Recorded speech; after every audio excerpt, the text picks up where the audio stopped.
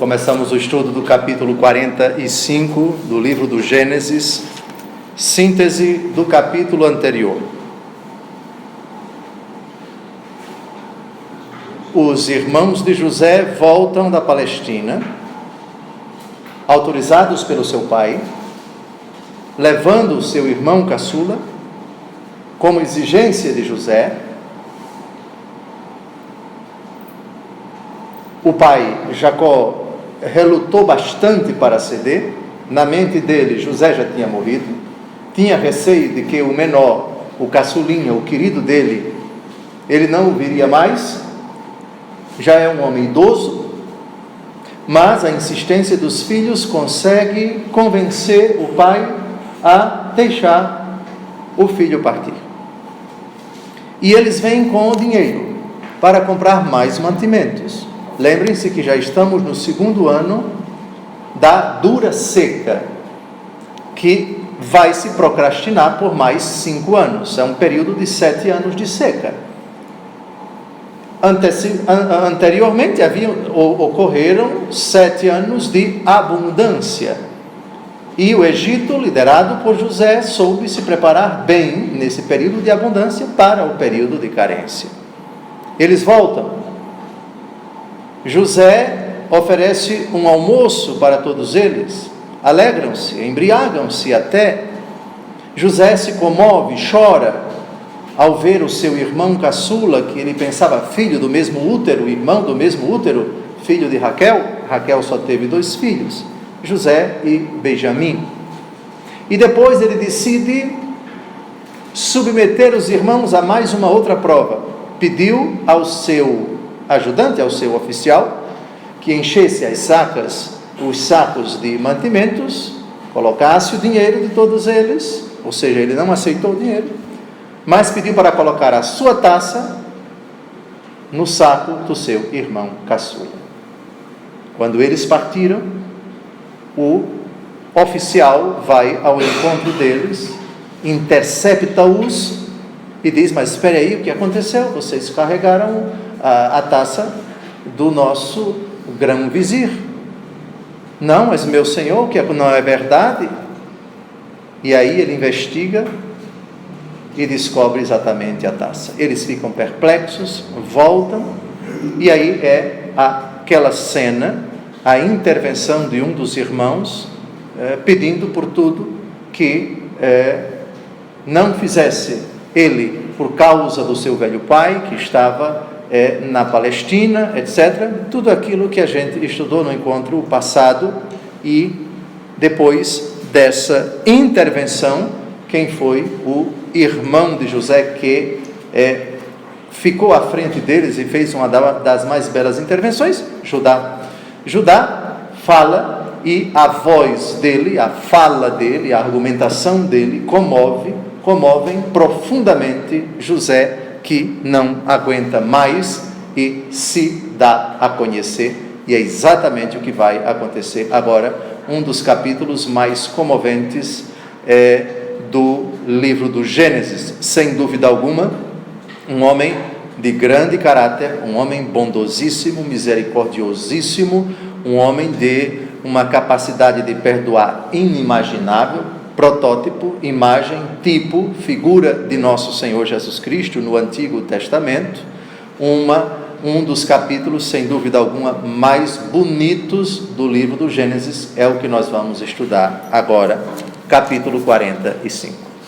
Então José, já não se podendo conter diante de todos os assistentes, exclamou: fazei sair todo mundo. Desse modo, ninguém ficou com ele quando se deu a conhecer aos seus irmãos. Trata-se de um momento íntimo, somente família. Certamente naquela ocasião ele devia estar cercado da corte. Tratava-se do primeiro-ministro, do grão-vizir do faraó, um homem que, onde quer que ele estivesse, tinha que estar certamente não só fortemente protegido, mas com uma corte ao seu redor. Todas as pessoas à disposição dele. Sai todo mundo. Aqui agora apenas a família. Fazei sair todo o mundo. Penso que o versículo 1 não carece de mais explicações. Versículo 2: pôs-se a chorar tão alto que os egípcios da casa do faraó o ouviram. Os egípcios da casa do faraó. Tratava-se a casa de José próxima do palácio, portanto contígua. O choro teria sido ouvido literalmente, quer dizer, auditivamente, ou a notícia chegou ao faraó, à casa do faraó, à corte do faraó, à família do faraó, por notícias. Não se sabe, o texto permite as duas interpretações. Somente para lembrar, vimos no encontro passado que José chora 5 vezes. José, o chorão, sinal de maturidade, sinal de grandeza, sinal de hombridade. É desnecessário repetir o comentário sobre essa frase que eu fiz no encontro passado: homem que é homem chora, e chora muito.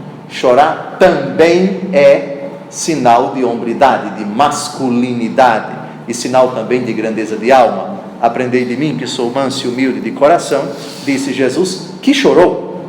Chorou diante do túmulo de Lázaro, chorou diante de Jerusalém, chorou amarguradamente no Jardim das Oliveiras, quando entrou em convulsão espiritual, sua alma ficou perturbada até a morte.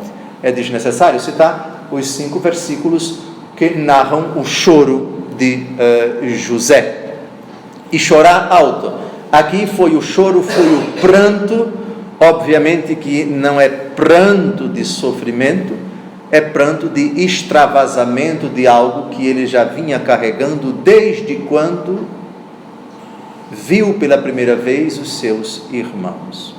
Mas decidiu não dar-se a conhecer, primeiro submeteu-os à primeira prova, depois à segunda prova, e agora não aguenta mais, já não se podendo conter diante de todos os assistentes. É uma frase muito significativa do versículo 1. Versículo 3.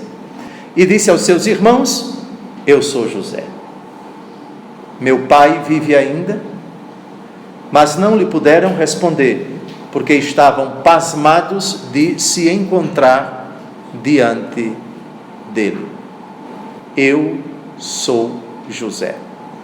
Aqui eles estão pasmados. Outra tradução, assustados. Mas o susto é obviamente de estupefação, é uma surpresa inimaginável, era algo que eles jamais poderiam imaginar, julgavam que o irmão estava morto, mas provavelmente é também um pasmo, um susto de medo. E vamos ver por quê. Já gravem, por favor, no capítulo 50, versículos de 15 a 16, provavelmente esse susto é de medo de serem mortos pelo próprio José. Ou seja, já que vocês fizeram tudo isso comigo, minha raiva é tanta, provavelmente eles assim pensaram, que agora vocês vão me pagar. Teria passado isso na cabeça deles?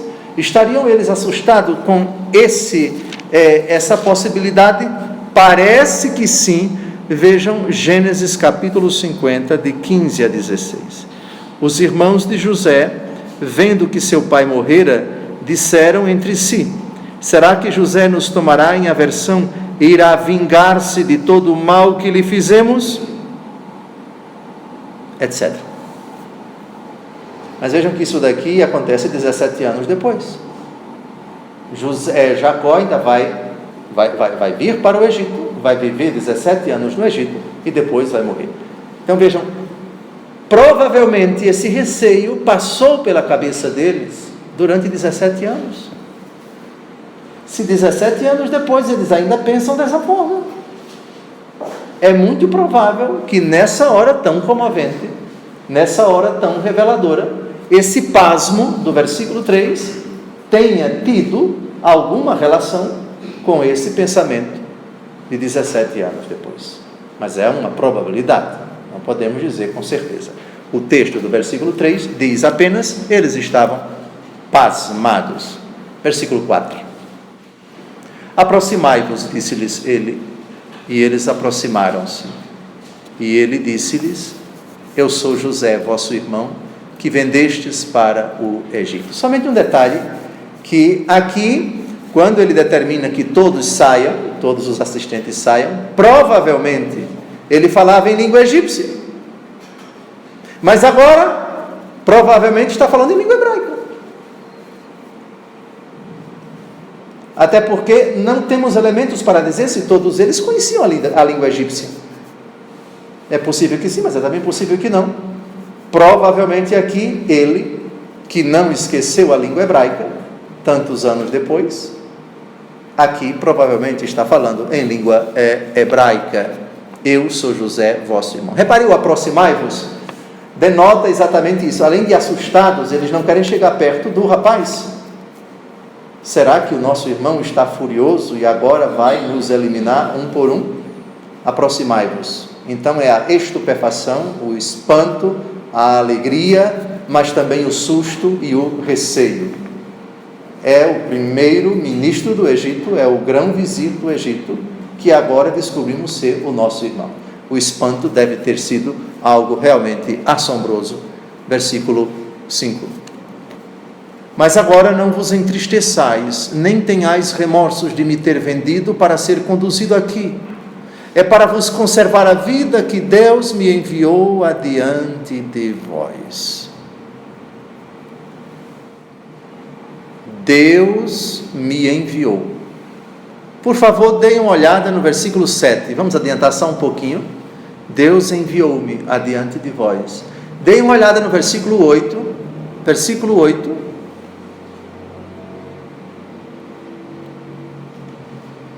Deus mesmo. Não sois vós que me haveis mandado para aqui, mas Deus mesmo. Volte. É para a leitura que José faz de todos os acontecimentos. Deus mesmo. Lembram do tema da providência divina? Que os homens, criados livres por Deus, podem usar do seu livre-arbítrio para praticar todo tipo de pecado. E Deus Todo-Poderoso sabe tirar dos males que os homens cometem e dos quais Deus não é responsável, como aquele que quer, aquele que contribui, aquele que coopera com o mal dos homens, com o mal do demônio. Essa ideia não é bíblica, mas Deus permite que a criatura abuse do dom de decidir que Deus lhe concedeu, e no seu misterioso plano Deus sabe tirar dos males um bem maior. É o famoso tema da intenção. Lembram da intenção? A leitura que José, que vai falar 3 vezes: Deus enviou-me, Deus enviou-me, Deus enviou-me. Isto é, vocês fizeram mal, mas Deus me enviou. Vocês fizeram mal, mas Deus me enviou. Vocês fizeram mal, mas Deus me enviou. Gênesis capítulo 50, por favor. Esse texto é impressionante. Gênesis 50, versículo 20. O epílogo do livro do Gênesis, da história de José. Uma afirmação. Eu já pedi para vocês sublinharem esse texto, para vocês destacarem esse texto, todos juntos. Vossa intenção era de fazer-me mal, mas Deus tirou daí um bem. Era para fazer, como acontece hoje, com que se conservasse a vida a um grande povo. 3 vezes. Não fostes vós, mas Deus.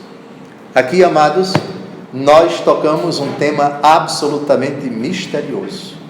Como é possível que Deus haja mesmo na hora exata em que a criatura humana ou a criatura angélica decaída, o diabo, comete um mal? Como conjugar soberania de Deus, supremacia divina, providência divina e a liberdade da criatura, sobretudo quando essa liberdade é usada para o mal? É um mistério que escapa o meu quengo, escapa a minha capacidade de compreensão, bem como acredito que escapa a capacidade de compreensão de vocês. Como é possível que na hora em que Judas decida trair nosso Senhor diga: o que tens a fazer, faze-o depressa. E desse mal que ele está para perpetrar, Deus Todo-Poderoso sabe tirar bens infinitamente maiores. Deus coopera em tudo para o bem daqueles que o amam. Romanos capítulo 8, versículo 28. Muito bem, então voltemos ao versículo 5. Não vos entristeçais, nem tenhais remorsos de me ter vendido para ser conduzido aqui. Ou seja, lá atrás eu me entristeci, eu me angustiei, na cisterna eu gritei, eu pedi por misericórdia. Agora tudo isso vem à mente, seja da vítima José, seja dos algozes, todos eles, sem exceção. Quer dizer, a única exceção é Benjamim. Benjamim não tinha nada a ver com isso, mas todos eles foram responsáveis diretos, quiseram a desgraça do menino, que cresceu, que se tornou o primeiro ministro do Egito, do faraó no Egito. É para vos conservar a vida que Deus me enviou adiante de vós. Vejam, eles fizeram mal, e a bondade de Deus faz com que o mundo dê tantas voltas, que mais na frente aquele que foi prejudicado se torne o protetor, o benfeitor, o tutor dos seus algozes no passado. Digam se isso não é absolutamente um mistério inimaginável para a nossa razão sem a fé. Ultrapassa a nossa razão. Como é que o Deus eterno, como é possível isso? Foi Deus, foi Deus, foi Deus. Então vejam no versículo 5, Deus me enviou adiante de vós. Eles fizeram esse mal com vocês, com você. Tenha paciência, suporte, tolere, guarde em silêncio, sofra as demoras de Deus. Aliás, no livro do Eclesiástico, no capítulo 2, se diz: quando entrares para o serviço do Senhor, prepara-te para o sofrimento e sofre as demoras de Deus. Isso é um mistério tremendo. E Deus, o que eu preparo tanto para você quanto para eles, é algo que não convém que você saiba, é algo que não convém que eu revele agora. O mundo realmente dá muitíssimas voltas. Nada escapa da providência divina que, mesmo com os males que nós cometemos, prepara coisas infinitamente grandes a partir do mal cometido por nós e do qual Deus não tem nada a ver com ele, mas permite por um desígnio misterioso. Muito bem, versículo 6: porque eis já 2 anos que a fome assola a terra, e haverá ainda 5 anos sem amanho nem colheita. Vejam, então aqui nós já sabemos quanto tempo depois do começo da seca que aconteceu essa cena. 2 anos. Então nós temos 2 anos na prisão. Não sabemos quanto tempo exatamente entre o dia em que ele foi vendido para o Egito e o dia em que ele chegou à casa de Potifar. Temos já ele começando a reinar com 30 anos. Ele começou a ser o primeiro-ministro com 30 anos. Portanto, de 17 para 30, nós temos 13 anos. Com mais 7 anos de abundância, 20 anos, 22 anos, não é? Então, no segundo ano da seca, acontece essa cena. Versículo 7: Deus enviou-me adiante de vós, para que subsista um resto de vossa raça na terra, e para vos conservar a vida por uma grande libertação. Aqui, José já se destaca como o grande protetor da nação de Israel, incluídos o seu pai e todos aqueles que ficaram na Terra Santa e todos aqueles que virão, que adentrarão no Egito, e que a gente vai ver 70 pessoas, sem contar as mulheres e as crianças. É a caravana que vai vir. Eles vão voltar daqui a pouco para a Palestina para buscar o seu pai, para trazer tudo, e são 70, obviamente sem contar escravos e mulheres e crianças. Vamos colocar aí provavelmente uma caravana de 150, 200 pessoas, mas é uma estimativa aqui que é apenas uma mera probabilidade, mas 70 pessoas é o número oficial Versículo 8. Não sois vós, pois, que me haveis mandado para aqui, mas Deus mesmo. Ele tornou-me como o pai do faraó, chefe de toda a sua casa e governador de todo o Egito. Não fostes vós. Na verdade foram eles, com sua intenção perversa. Mas Deus mesmo, e aqui está o mistério. Por favor, olhem bem a frase no versículo 8. Não fostes vós que me haveis mandado para aqui. Rigorosamente falando, foram eles, com sua intenção má. Mas como é possível conjugar a vontade deles de vendê-lo para o Egito com a vontade de Deus naquela hora de fazê-lo futuramente o grão-vizir do Egito? Isso é um mistério. Por favor, não é a vontade de Deus colocar a maldade no coração deles para vendê-lo, o irmão, como escravo. Deus não tem nada a ver com essa vontade. É outra vontade, a vontade de Deus que, mesmo não querendo o mal que eles fizeram, quis no seu infinito e misterioso plano, a partir desse mal que ele apenas permitiu, mas não quis, tirar um bem maior, e foi Deus mesmo quem conduziu o menino vendido pela maldade dos seus irmãos. Ah, Dom José, esse é um mistério. Claro que é. Ah, o senhor me explique direito. Eu não posso, eu só posso ir até aqui, que eu sou criatura humana como todos vocês. Aqui eu dobro os meus joelhos diante do Senhor e digo: Senhor, como é possível que num assalto em que você fica constrangido, humilhado, desmoralizado, tua vontade se faça, apesar de tu não concordares, apesar de tu não motivares, apesar de tu não desejares esse assalto, como é que tua vontade está se cumprindo naquela hora? Nós não conseguimos responder porque não conhecemos o mistério de Deus e não conhecemos a história no seu conjunto. Mas Deus sabe daquela miséria que nós cometemos contra nós ou contra o próximo, sabe tirar bens maiores.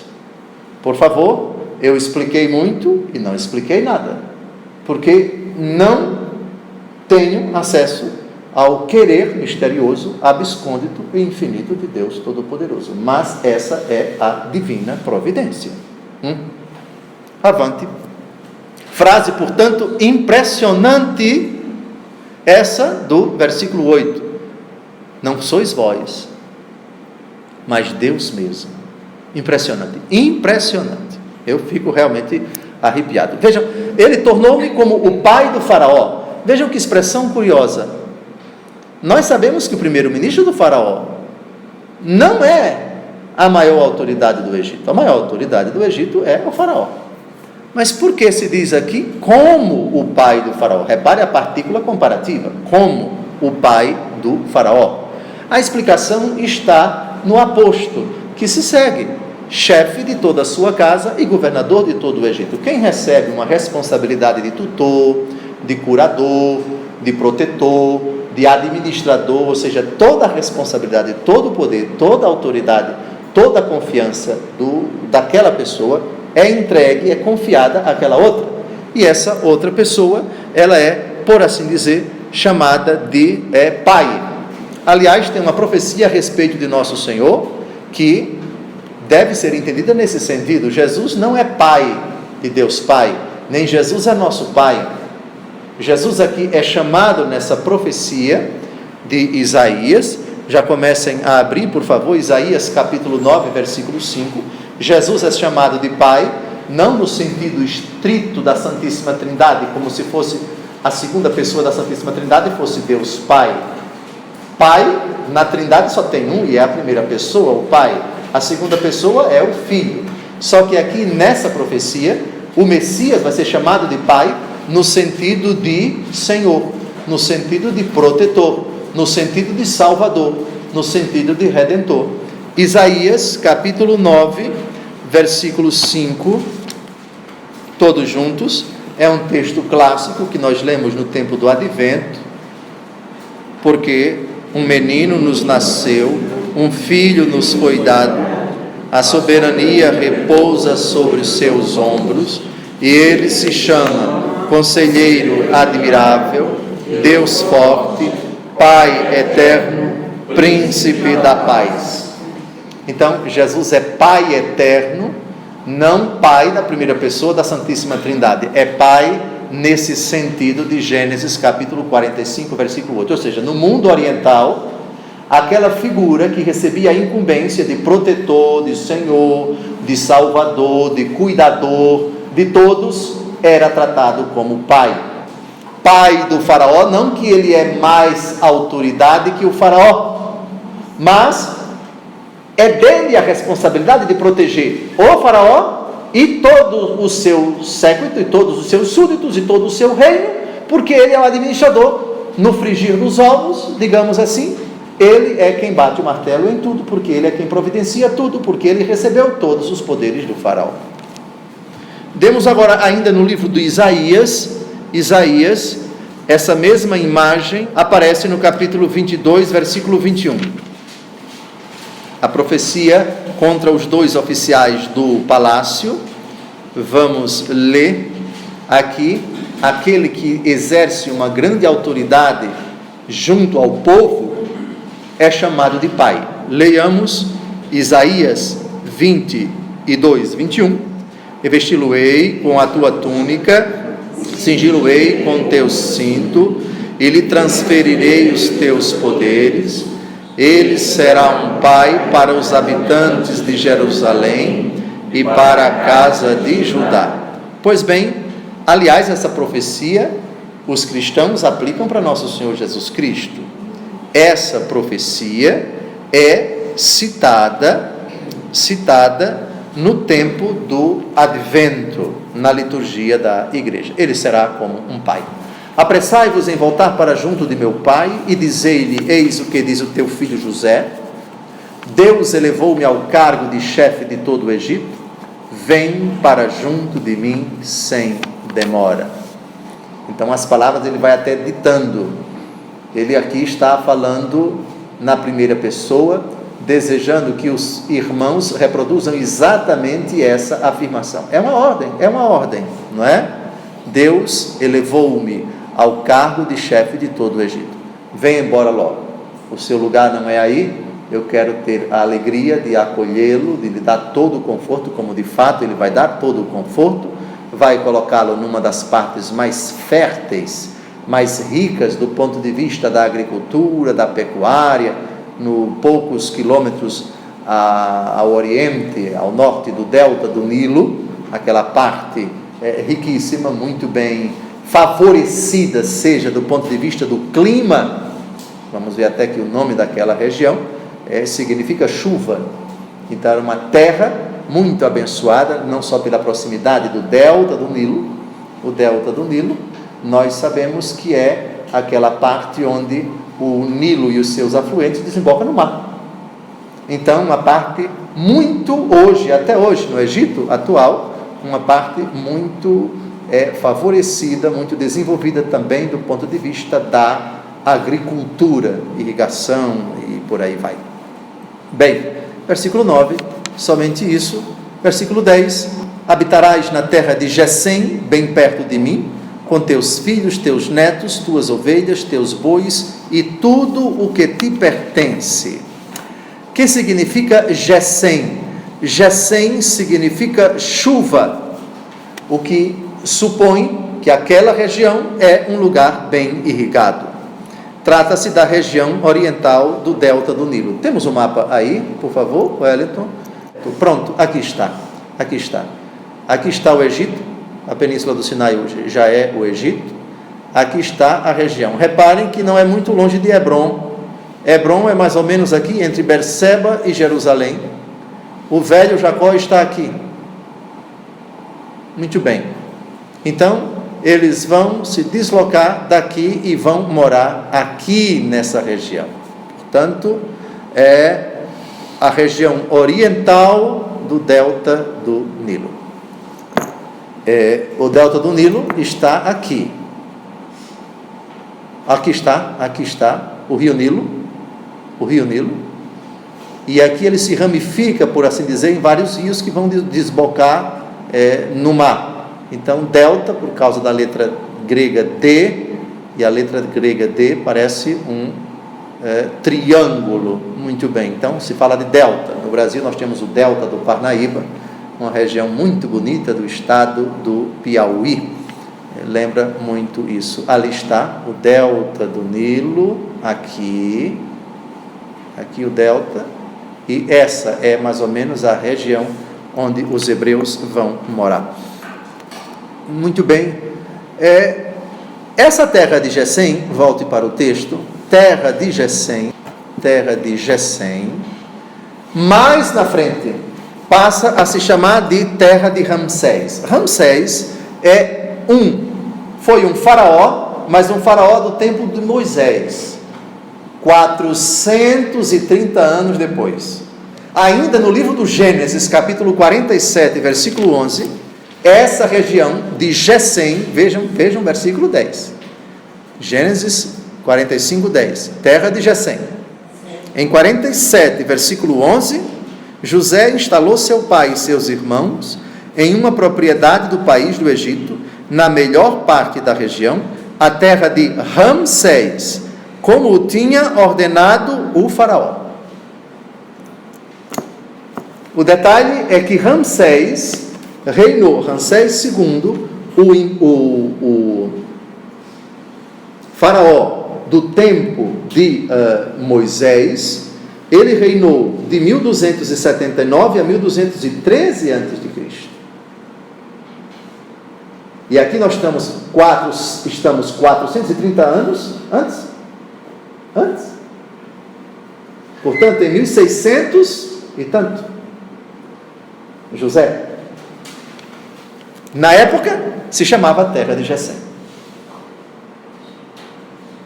Isso prova que o livro do Gênesis foi escrito muito tempo depois de José. E muito tempo depois do próprio Moisés. A teoria das fontes, lembram? Fonte javista, fonte eloísta, fonte deuteronomista e fonte sacerdotal. Aliás, os estudiosos dizem que esse capítulo 45 tem duas fontes, a fonte javista e a fonte eloísta. A primeira, ano 1000 a.C., a segunda, ano 900 a.C. Ou seja, esse relato foi escrito muito tempo depois de José e do próprio Moisés. Muito bem, avante, versículo 11. E eu te sustentarei, pois haverá 5 anos ainda de fome, e assim não cairás na miséria, nem tu, nem tua casa, nem nada do que te pertence. É a promessa do filho querido: vou proteger o Senhor, vou proteger toda a minha família, não vai faltar nada para vocês.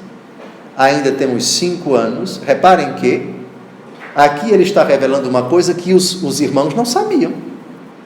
Lembram que a revelação do sonho foi apenas para o faraó e foi apenas para os egípcios. Eles estão sofrendo lá e não sabem quanto tempo iria durar a seca.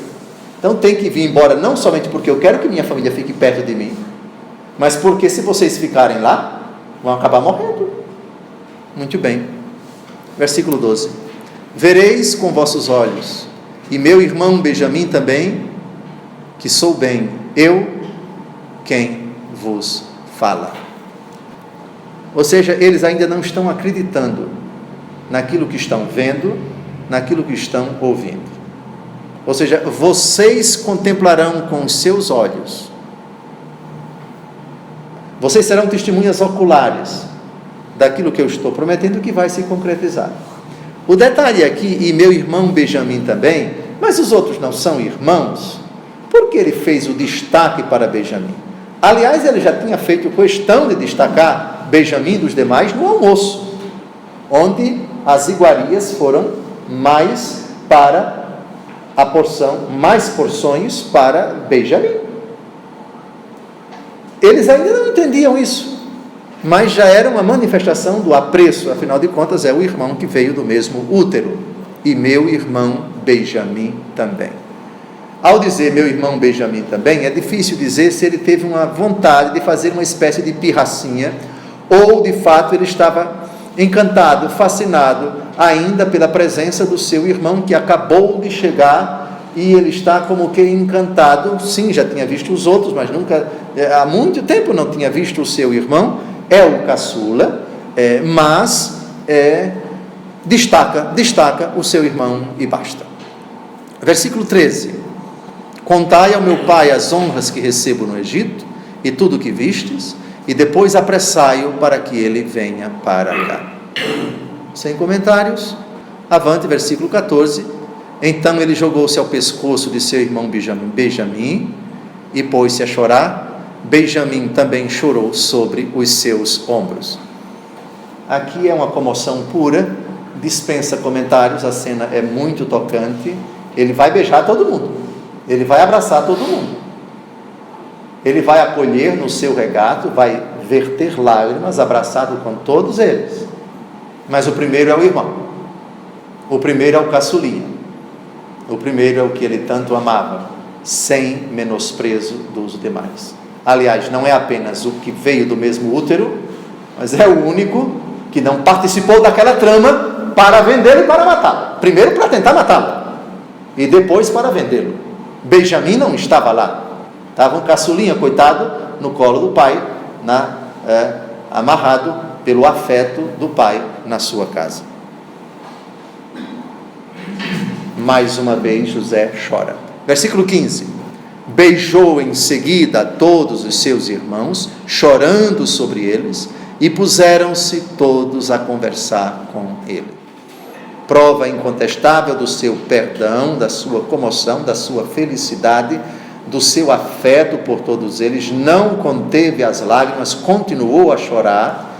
Tratava-se certamente de um homem de uma sensibilidade emotiva ao extremo, o que denota, nem sempre isso acontece, porque há pessoas muito emotivas que não conseguem chorar, já tratamos disso, mas aqui, pelo contexto da vida inteira de José, é um homem que extravasava com sentimentos de lágrimas derramadas a sua emoção a tudo aquilo de grande que havia no seu coração. Versículo 16: a notícia da chegada dos irmãos de José espalhou-se logo na casa do faraó, e foi bem acolhida pelo faraó e por todo o pessoal. O faraó ficou feliz. Algo que vai acontecer, não vai acontecer 430 anos depois. Convém agora dar uma olhada em Êxodo capítulo 1, versículo 8, para a gente ver que 430 anos depois vai subir ao trono do Egito um faraó que não conhecera José, e o sentimento dele pelos hebreus, o pior possível. Êxodo capítulo 1, versículo 8. Todos juntos? Entretanto, subiu ao trono do Egito um novo rei que não tinha conhecido José. E vai ser esse fulano que vai endurecer o seu coração, e o coração dele só vai amolecer diante da proposta de Moisés de deixar o povo partir para adorar a Deus na sua terra, para voltar para a sua terra, para entrar na terra prometida. Aliás, é sua terra porque já fora prometida, por favor, ainda não tinha tomado posse, só vai tomar posse com Josué. Mas esse faraó é exatamente o oposto desse faraó que deu tanta confiança, tantos poderes a José. Então, a notícia é bem acolhida pelo faraó e por todo o seu pessoal. Atenção, todo o seu pessoal. É uma alegria em todo o Egito. Em todo o Egito. Agora, uma das intervenções mais interessantes, mais bonitas de um ateu no Antigo Testamento, um pagão. Ele mesmo vai tomar providências para que eles voltem muito bem munidos de mantimentos, com uma caravana bastante sortida de mantimentos para trazer o velho Jacó. E vejam quanta coisa o faraó vai determinar que seja colocada à disposição deles, tanto na viagem de volta, 500 e tantos quilômetros, da cidade até Hebrom, e de Hebrom para cá também. Então eles precisam de vamos chamar, na linguagem militar, de uma logística, e essa logística vai ser colocada agora inteiramente à disposição deles. Versículo 17: Ele disse a José: dize a teus irmãos, eis o que ides fazer, carregai vossos animais e voltai à terra de Canaã, tomai vosso pai e vossas famílias e vinde para junto de mim. Repare que é o faraó que está falando. O faraó quer que a família de José venha para junto do faraó. Dar-vos-ei o que há de melhor no Egito, e vos alimentarei com a gordura da terra, vosso pai e vossas famílias. O total dá quantas pessoas? Nós já vimos. Vamos dar uma olhada em Êxodo, capítulo 1, versículo 5. Todas as pessoas saídas de Jacó eram em número de 70. José estava já no Egito. Aliás, esse mesmo número aparece no capítulo 46, Gênesis 46, 26. Vamos dar uma olhada. Todos juntos. O total das pessoas saídas de Jacó, que vieram com ele para o Egito, sem contar as mulheres de seus filhos, era de 70 ao todo. Sem contar as mulheres. Obviamente que criança de colo, o menininho também entra e os escravos também. Então, vamos estipular aí um número, grosso modo, dessa caravana que vai chegar no Egito, 150, 200 pessoas, mas eu posso estar redondamente enganado.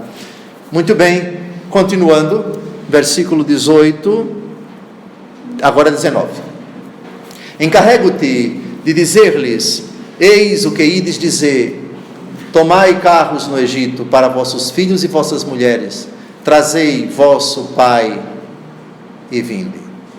Encarrego-te de dizer-lhes: eis o que ides fazer. Ou seja, agora é o faraó dando uma ordem para José: você que é minha maior autoridade, abaixo de mim você é o primeiro, providencie toda a estrutura, não falte nada para eles, não é verdade? Então, trazei e vinde. Versículo 19, continua: não façais caso do que tereis de deixar, porque o que há de melhor em todo o Egito é vosso. Ou seja, não é para se apegar a nada, não é para vender, é para deixar tudo. Tudo. Vejam que curioso, que a Terra Santa, a partir da vinda de Jacó, vai ficar 430 anos sem a presença do povo eleito. Abraão chegou lá e ficou. Isaac chegou lá e ficou.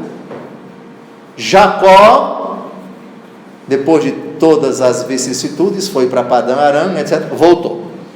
Agora, quando ele for para o Egito, vai morrer no Egito, vai ser enterrado no Egito. Toda essa geração vai ser enterrada no Egito, na verdade, mas a posteridade vai se multiplicar, e 430 anos depois vão sair, e a duras penas, com muita batalha, eles vão retomar a terra prometida. Muito bem, versículo 21. Assim fizeram os filhos de Israel, seguindo a ordem do faraó. José deu-lhes carros e provisões para o caminho, deu-lhes também a todos mudas de roupas. A Benjamim, porém, deu 300 moedas de prata e 5 mudas de roupas. Primeiro, roupa.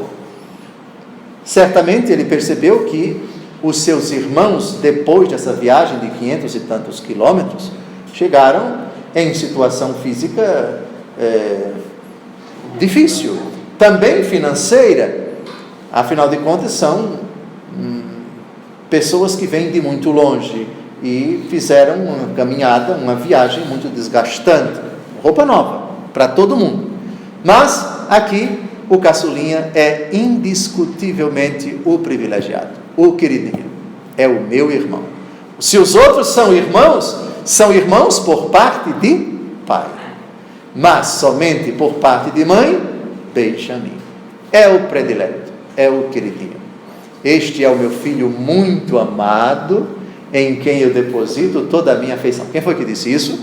Deus Todo-Poderoso, a nosso Senhor Jesus Cristo. Quer dizer, aqueles que estavam ali próximos, na transfiguração, Pedro, Tiago e João. Esse é o meu filho muito amado, em que eu deposito todo o meu bem-querer.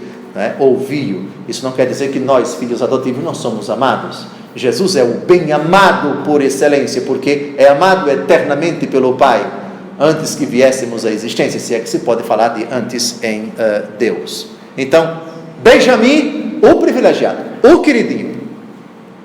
Versículo 23. Mandou igualmente ao seu pai 10 jumentos carregados dos melhores produtos do Egito e 10 jumentas de carga de trigo, pão e provisões para a sua viagem. Ou seja, para o meu pai, tudo do bom, do melhor. Não pode faltar nada para ele, todo o conforto, tudo o que há de melhor para que ele não passe nenhuma dificuldade, para que ele não enfrente nenhuma carência, nenhuma falta de nada para o meu pai, que ele venha com todo o conforto. Com essa caravana. Versículo 24. E despedindo seus irmãos que partiam, disse-lhes: não alterqueis pelo caminho. Não alterqueis pelo caminho. Precisava dizer isso, Dom José? Qual a finalidade disso, Dom José? Bom, primeiro, vocês lembram que Rúben, quando eles foram presos a primeira vez, José vocês vão ficar presos, etc. E ele fez uma intervenção muito interessante, fez uma reflexão. Por favor, vamos dar uma olhada em Gênesis 42, de 21 a 22. Disseram uns aos outros: em verdade, espiamos o crime... Começam a brigar entre si. Em verdade, espiamos o crime cometido contra o nosso irmão, porque víamos a angústia de sua alma quando ele nos suplicava e não o escutamos. Eis porque veio sobre nós esta desgraça. Não vos tinha eu dito, disse-lhes Rúben, para não pecardes contra o menino? Não quisestes ouvir-me, e eis agora que nos é reclamado o seu sangue. Ou seja, estão brigando. Um está colocando a culpa no outro. Estão discutindo. O receio aqui de José provavelmente é este. No caminho, essa discussão pode ser retomada. E um pode colocar a culpa no outro e a viagem pode não ser muito agradável. Lembrem-se também que uma viagem longa, muita gente, muita conversa, acontece uma coisa, acontece outra, o cansaço, a tensão, o nervosismo, e às vezes as faíscas escapam e uma discussão acontece. Família, todos vocês sabem que volta e meia, morando na mesma casa ou todos juntos durante muito tempo, o risco de uma briga, de uma discussão sempre existe, porque isso é próprio da fragilidade humana. E mais, não alterqueis pelo caminho. Será que essa afirmação do versículo 24 tem algo a ver com o que é dito no versículo 22?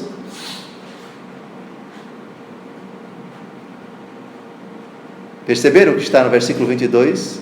O queridinho irmão dele, que recebeu mais do que nós, que foi beijado mais do que nós, o protegidinho dele.